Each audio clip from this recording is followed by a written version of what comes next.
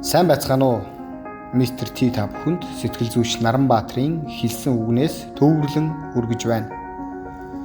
Бусдын хэл амыг бусад хүмүүсийн юу гэхийг битгий тоогож бусдад хэлэх амархан. Яг өөрөө бусдын хэл амны бай болох үед тэдгээрийг тоохгүй байна гэдэг хэцүү. Бүү бууж өг гэж хэлэх амархан. Харин яг өөрийн амьдралд зөвхөнгөө барж, шантарч, бууж өгмөр үед бууж өгөлгүй урагш зүтгэсээр байх нь хэцүү. Бусдын алдаа болон алдаатай шийдвэрийг шүүмжлэх амархан, өөрөө алдаагүй амьдрах хэцүү. Хэлэх амархан, хэлсэн ярьсантай байх гэдэг хэцүү.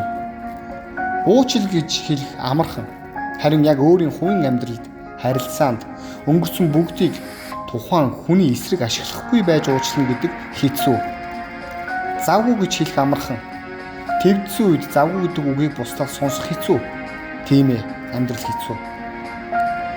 Гэхдээ хэцүү бүгдийг даван гарч чадахгүй бол амьдрал улам л хэцүү болох болно. Даван гараарай, танд амжилт хүсье. Баярлалаа та бүхэндээ. Таалагдсан бол лайк, шеэр, subscribe